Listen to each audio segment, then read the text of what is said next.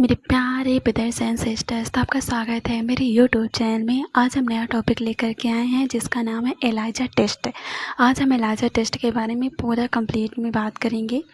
तो फिर चलिए स्टार्ट करते हैं बिना देरी किए हुए। सबसे पहले तो हम समराइज़ कर लेते हैं कि आज हम पढ़ेंगे क्या क्या एलाइजा टेस्ट में।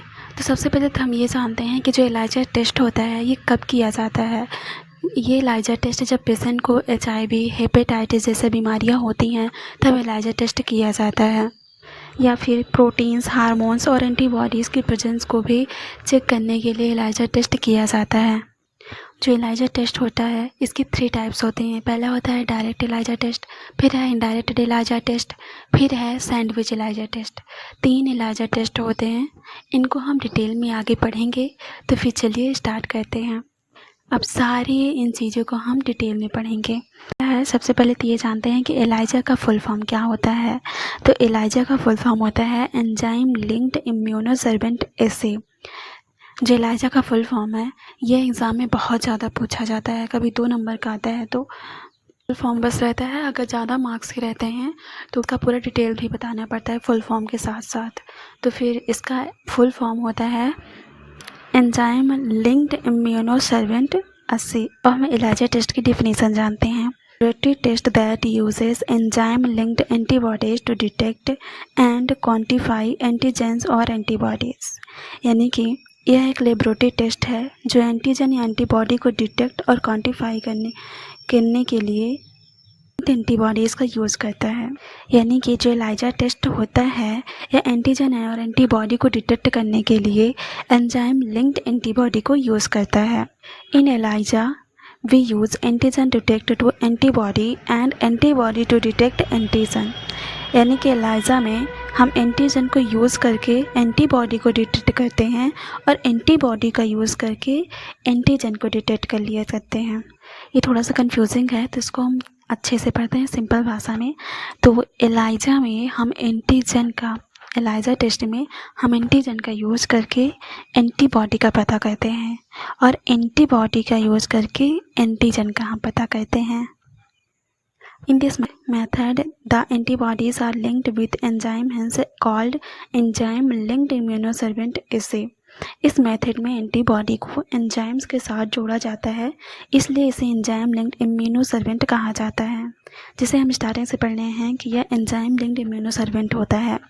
इसका जो फुल फॉर्म है उसमें भी एंजाइम लिंक्ड इम्यूनोसर्वेंट ऐसे का यूज़ किया गया है। तो हम जल्दी जानते हैं कि इसे एंजाइम लिंक्ड इम्यूनोसर्वेंट क्यों बोला जाता है। तो इसे एंजाइम लिंक्ड इम्यूनोसर्वेंट ऐसे इसलिए बोला जाता है क्योंकि एंटीबॉडी को एंजाइम के साथ जोड़ा जाता है। यानी कि जो एंटीबॉडी होती है उसे एंजाइम के साथ लिंक किया जाता है, इसीलिए इसे एंजाइम लिंक्ड इम्यूनोसर्वेंट बोला जाता है। अब हम बात करेंगे टाइप्स ऑफ एलाइजा, यानी कि जो एलाइजा टेस्ट है उसके टाइप्स कितने होते हैं। इसके टाइप्स होते हैं 3। पहला होता है डायरेक्ट एलाइजा टेस्ट, फिर है इनडायरेक्ट एलाइजा टेस्ट, फिर है सैंडविच एलाइजा टेस्ट। अब हम बात करेंगे डायरेक्ट एलाइजा टेस्ट क्या होता है, इसको हम डिटेल में जानते हैं। तो जो डायरेक्ट एलाइजा टेस्ट होता है, in direct ELISA test antigen is detect by directly using an antibody, it is called direct ELISA test. यानी कि जो डायरेक्ट एलाइजा टेस्ट होता है इसमें किसी डायरेक्ट एंटीबॉडी को यूज़ में लाया जाता है एंटीजन को पता लगाने के लिए, इसलिए इसे डायरेक्ट एलाइजा टेस्ट बोला जाता है। अगर हम सिंपल भाषा में समझें तो जो डायरेक्ट एलाइजा टेस्ट होता है इसमें बाहर से किसी डायरेक्ट एंटीबॉडी को डाला जाता है एंटीजन पता करने के लिए, जैसे कि इस इमेज में आप देख रहे हैं डाला जाता है, इसलिए इसे डायरेक्ट एलाइजा टेस्ट बोला जाता है। अब इसके हम प्रोसीजर को समझते हैं कि इसमें क्या क्या प्रोसीजर होता है डायरेक्ट एलाइजा टेस्ट में। First take an ELISA plate and add the patient serum to it.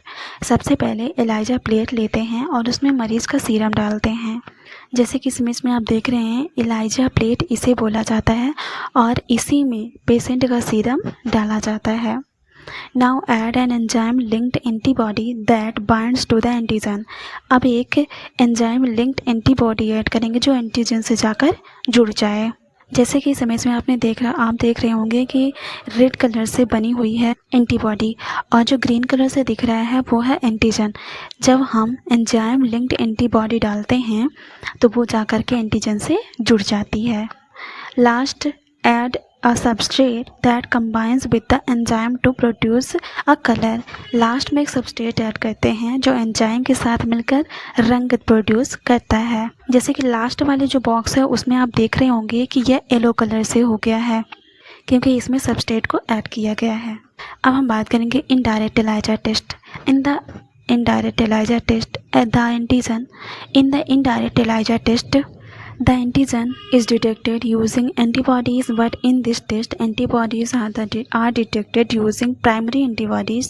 That is why it is called an indirect ELISA test। Indirect ELISA test में एंटीबॉडी का यूज़ करके antigen का पता लगाया जाता है, पर इस टेस्ट में प्राइमरी एंटीबॉडी को यूज में लेकर एंटीबॉडी का पता लगाते हैं, इसीलिए इसे इनडायरेक्ट ELISA टेस्ट कहते हैं। जो इनडायरेक्ट ELISA टेस्ट होता है इसमें एंटीबॉडी का यूज़ करते हैं, किसी प्राइमरी एंटीबॉडी को यूज़ किया जाता है और एंटीजन का पता लगाया जाता है, इसलिए इसे इनडायरेक्ट ELISA टेस्ट बोला जाता है। अब हम इसके प्रोसीजर को समझेंगे। तो first, add the patient serum to the ELISA plate so that the antigen can bind to the plate.